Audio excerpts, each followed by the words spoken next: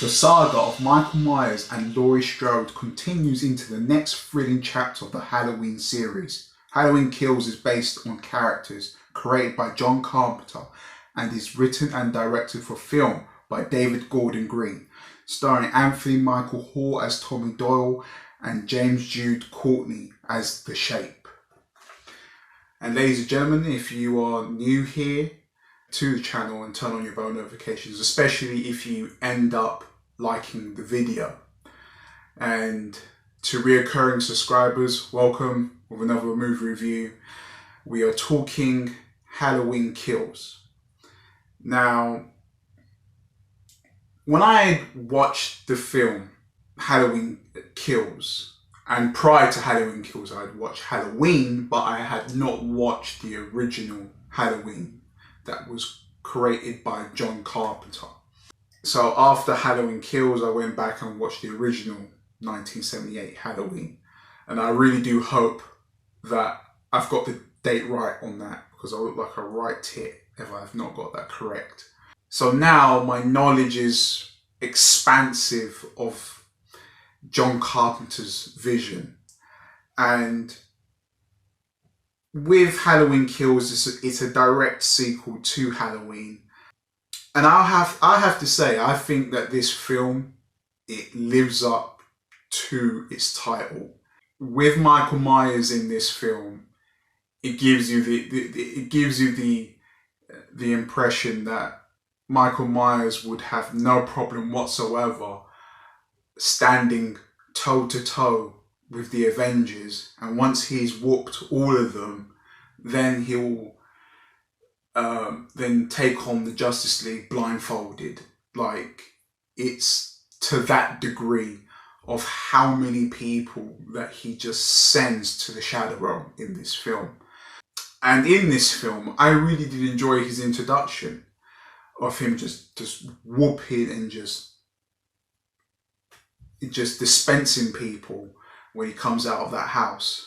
And it was graphic, it was gory, it was everything that I came to watch, which is fun-filled enjoyment.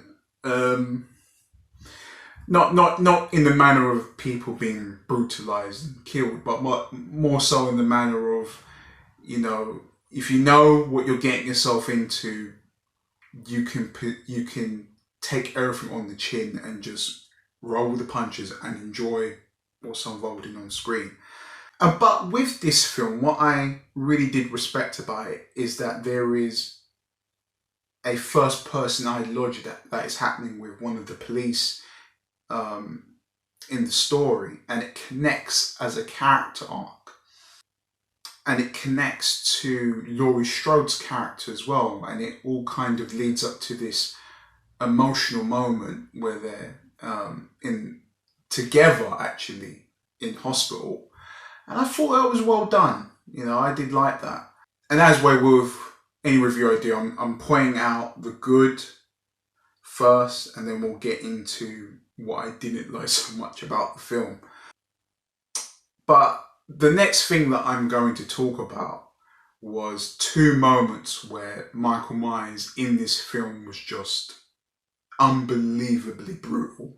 So much to the point where it like disgusted me. And when he enters the mixed race couple's home and seeing what he done to those people, I haven't felt that sick in a film since watching Midsommar, and that was like 2 years ago. It was like and I remember with Midsommar, that was at a time I contemplated leaving because how much it affected me, the first 5 minutes of that film. And seeing what he done to those poor people, and I'm like,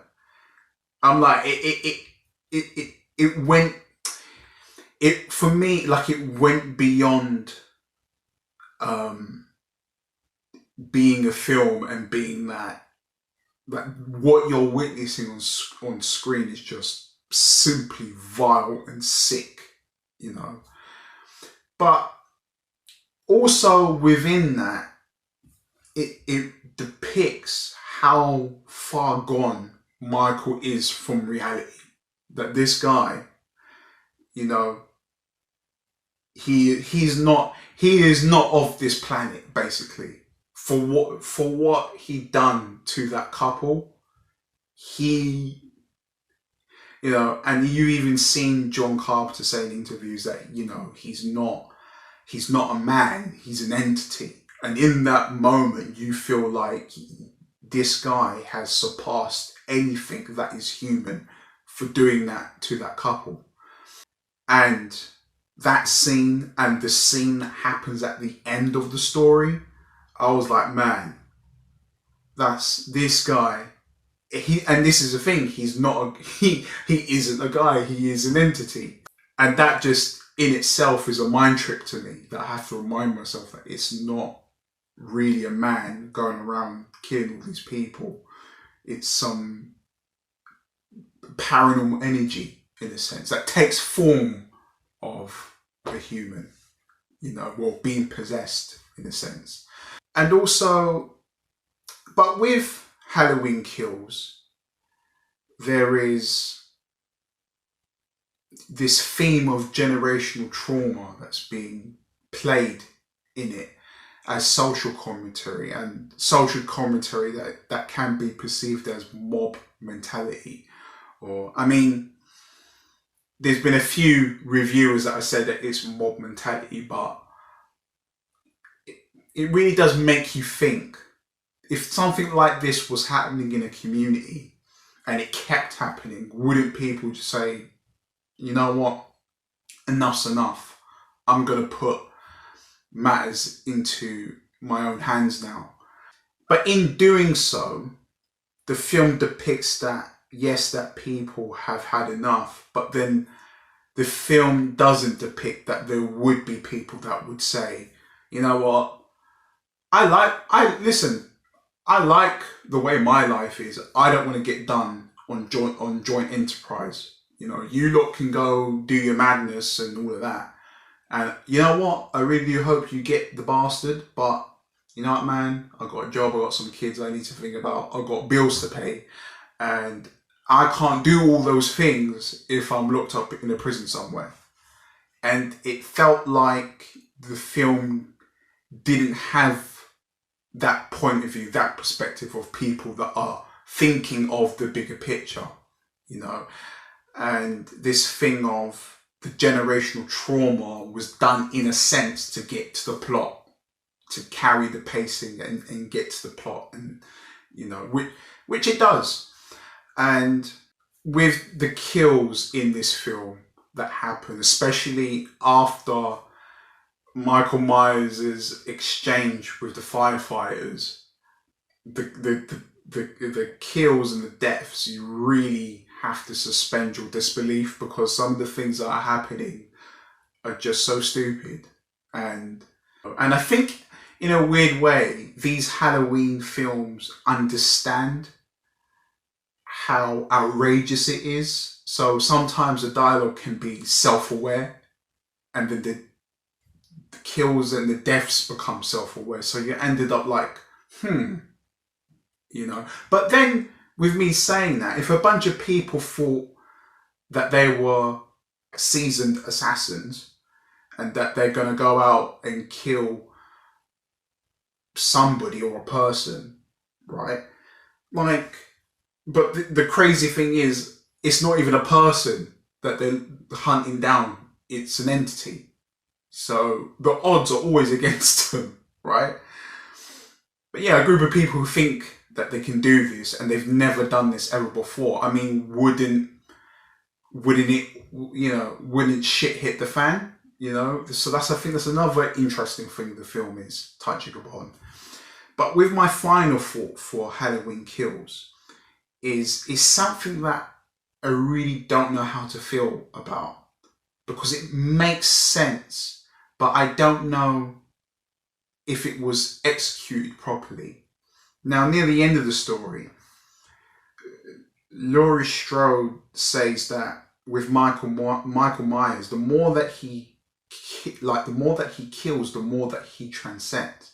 And I thought to myself, I don't really know how that could make sense, because when this, it's like when this guy when he was found and put away in prison, all of the legacy characters are in Halloween. They never forgot. You know, he was like a plague that always haunted all those characters. And I feel like it makes more sense if the dialogue is, you know, the more that people fear Michael Myers, the more that he transcends. And I think that plays almost in the sense of what is Michael Myers, like his master plan. You know, his master plan is to get as many people afraid of him. It's not in the sense of how many people he kills, because fear can be endless, you know. And in my head anyway, death is final. It stops there and then there's the afterlife or wherever, right? But fear is prolonged and it can carry on as much as it needs to be if you let it affect your life. And I feel like that is what should have been the main central theme of Halloween Kills. And also, there's a very interesting thing that's happening with this concept that David Gordon Green is incorporating now with a mirror. And you know, if you stare into this abyss of blackness, does it take you, does it not? And I feel like the concept of what David Gordon is playing upon with this mirror, I want to see that again, but have it make more sense in this final installment with Halloween Ends. And to be honest with you, I mean, this character arc of Michael Myers Halloween, the reboot versions of 1978, 2018, 2021 and 2022, it's going to be the end of chapter for that. But we all know they're going to create another bunch of other sequels, you know, because that's how the cookie crumbles in Hollywood, eh? And who knows, they actually might be good, I don't know. But guys, I had an enjoyable time with this film, and I generally don't know whether to give it. I'm in between a 7 and an 8, so I think I'll just settle with a 7.5. And who knows? I feel like this final film is going to be like definitive if they can stick the landing. And I think that with Halloween Ends, it's going to make me like Halloween Kills more or less based on the performance and how good Halloween Ends is. But guys, I hope that you have enjoyed my review. And if you have, leave a like, leave a comment. I always love engaging with you and the thoughts that you have to share on the channel. It all makes it worthwhile and it's entertaining to me. So please do that.